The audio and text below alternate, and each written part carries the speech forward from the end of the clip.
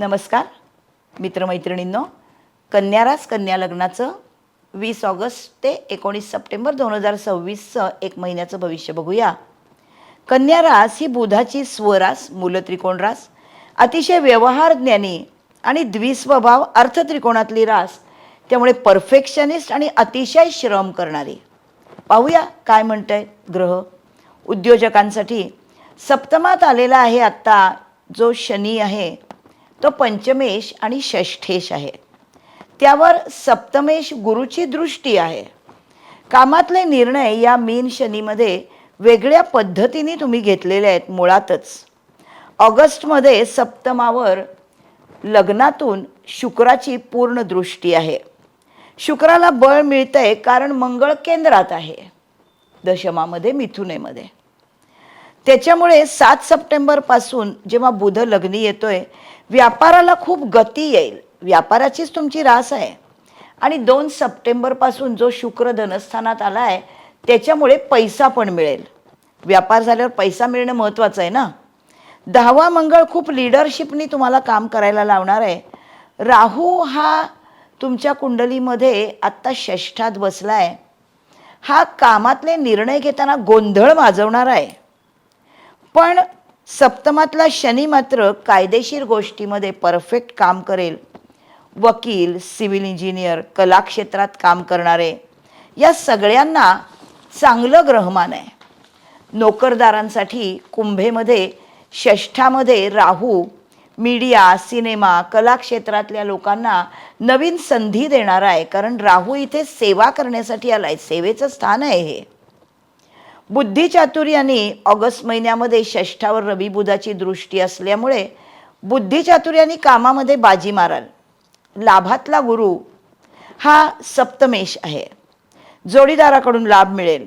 तृतीयेश मंगळ सप्टेंबरमध्ये 11व्या गुरुबरोबर, त्यामुळे मंगळाचा त्रास तर नाहीच, पण गुरु त्याच्या लिडरशिपचं प्रसरण करणार आहे. हा जरी नीचीचा मंगळ असला तरीही हा गुरुच्या बरोबर आलेला आहे आणि गुरुच्या प्रसरणाचा त्याच्यावर परिणाम होणारच ना. आणि हा नीचीचा जो मंगळ आहे याच्या डिस्पॉझिटर चंद्र जो आहे तो केंद्रात किती वेळा आहे बघा. 5, 6, 7 सप्टेंबर, 12, 13, 14 सप्टेंबर, 30, 31 ऑगस्ट, इतक्या वेळा हा चंद्र या मंगळाचा नीचभंग करतोय. त्याच्यामुळे गुरु मंगळाला प्रसरण करतो आणि चांगले परिणाम मिळणार आहेत. गृहिणींसाठी मंगळाचा त्रास नाही आहे, लाभ होणार आहे नोकरीत. तर गृहिणींना पण चतुर्थेश लाभात आहे गुरु, तोच सप्तमेश पण आहे. जोडीदारापासून लाभ मिळणार आहे बरं का. सणावाराचे दिवस आलेलेच आहेत. चांगले चांगले दागदागिने, साड्या मागून घ्या हवं ते. घर, जोडीदार, घरातली सगळी माणसं, सगळ्यांची छान नातं असेल या महिनाभर. कारण तुम्ही खुश असाल आणि मग नातेसंबंध चांगले राहतील. कुटुंबस्थानासाठी, कुटुंबासाठी धनस्थानामधला धनेश पैशाची ऊब चांगली देतोय. त्यामुळे प्रवासाचे बेत आखाल. शुक्र हा चांगल्या प्रवासाचा कारक आहे, वाहनाचा कारक आहे आणि तो भाग्येश पण आहे. भाग्येश धनस्थानात, त्यामुळे प्रवासातून पण पैसे मिळण्याचा योग आहे बरं का. मंगळ 10वा आहे 18 सप्टेंबरपर्यंत, त्यामुळे त्याच्या आत प्रवासाला त्याच्या आधी जा. 18 सप्टेंबर नंतर चतुर्थामध्ये 2 ऑगस्ट ते 18 सप्टेंबर मंगळ आहे. आरोग्यासाठी 6वा राहू आहे आणि त्यावर गुरुची दृष्टी आता नाही. कदाचित अचानक तब्येतीचा त्रास वाढल्यासारखा वाटू शकेल. ऑगस्टच्या 4थ्या आठवड्यामध्ये हे दिसेल. पण रवीची दृष्टी आहे राहूवर, त्यामुळे तो राहूला वेडवाकडं काही करू देणार नाही. खोटं निदान कशाचं करू देणार नाही. विद्यार्थ्यांसाठी पंचमेश रवीवर पंचमामध्ये आणि शनिवर सप्तमामध्ये गुरुची दृष्टी आहे. विद्याभ्यासात यश मिळेल, पण कष्ट केल्याशिवाय नाही. आपलं आपण काही मिळणार नाही. कष्ट करा. मुळात कष्ट करणारी रास आहे कन्या रास. परदेशात जाण्यासाठी राहू व्ययाकडे बघतोय षष्ठातून. परदेशी नोकरीसाठी अप्लाय करा. थोडा काळ जाऊन याल, पण इतक्यामध्ये नाही आहे इतका चांगला परदेशचा योग. 20 ते 40 वयोगटातल्या लोकांसाठी नोकरीमध्ये राहूचा संचार षष्ठामध्ये आहे. रोज काहीतरी वेगळं प्रलोभन आणणार. पण षष्ठावर रवी बघतो. सरकारी नोकरांना तब्येत सांभाळून चांगलं काम करता येईल. 40 ते 60च्या वयोगटातल्या लोकांना गुरुची दृष्टी तृतीयावर, पंचमावर, सप्तमावर आहे. जोडीदार, भावंड, मुलं यांच्यात गुंतलेल्या नोकरदार स्त्रियांना नोकरीमध्ये फार राम नाही आहे असं वाटायला लागेल. पंचमात राहू यायच्या आधीच रिटायरमेंट घेऊन टाका.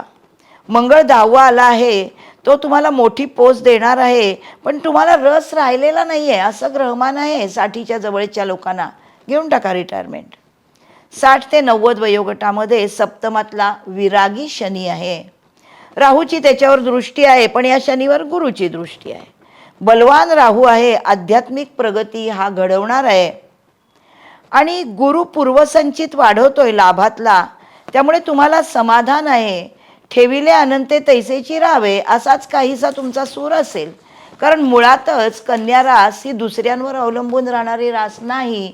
आणि आपल्या मनाप्रमाणे करून समाधान ही गोष्ट जरा थोडी नसतेच. वृषभ, कन्या, मकर या पृथ्वी तत्वाच्या राशी आहेत, त्यामुळे समाधानामुळे मिळणारा स्टॉप त्यांना नको आहे. नक्षत्रांप्रमाणे बघूया. उत्तर आहे कन्या राशीतलं रवीचं नक्षत्र, हस्त हे चंद्राचं नक्षत्र, चित्र आहे मंगळाचं नक्षत्र.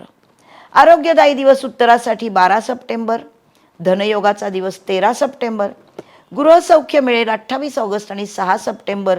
कष्टसाध्य धनयोग आहे 21 ऑगस्ट, 30 ऑगस्ट, 8 सप्टेंबर. आणि हस्त नक्षत्रासाठी आरोग्याचा दिवस आहे 13 सप्टेंबर. धनयोग आहे 5 ऑगस्ट, 27 ऑगस्ट, 14 सप्टेंबर. गृहसौख्य मिळणार आहे 20 ऑगस्ट, 29 ऑगस्ट, 7 सप्टेंबर. कष्टसाध्य धनयोग आहे 22 ऑगस्ट, 31 ऑगस्ट, 9 सप्टेंबर. नशीब काढणारा 12 सप्टेंबर. चित्रा नक्षत्रासाठी आरोग्यदायी दिवस आहे 14 सप्टेंबर.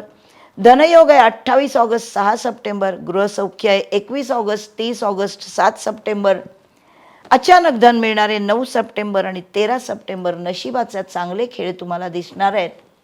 एकूण कष्टसाध्य सगळ्या गोष्टी तुम्हाला आवडतात आणि तुमच्या मनाप्रमाणे छान छान दिवस तुम्हाला तसं वागून तुमच्या स्किलचे सगळं दाखवून मिळणार आहेत. पैसाही मिळणार आहे. अर्थत्रिकोणातलीच रास आहे तुमची, त्यामुळे कर्म आणि पैसा आणि सेवा हे तिन्हीचेही चांगले योग आहेत या महिन्यामध्ये. एकूण तुमच्या राशीचं काय म्हणणं असतं, नक्षत्र कसं दाखवतात, कुठलं नक्षत्र कसं आहे, कुठलं नक्षत्र 4ही चरण आहेत हस्त नक्षत्राचे ते कसं आहे, हे सगळं तुम्हाला जाणून घ्यायचे असणार आहे. माझ्या चॅनलवर ही सगळी माहिती मी दिलेली आहे. जुने व्हिडिओज बघा माझे, त्याला लाईक करा, कॉमेंट करा. तुमच्या कॉमेंट्सची मी वाट बघत असते. पुढच्या राशीच्या भविष्यापर्यंत जाईपर्यंत बाय बाय.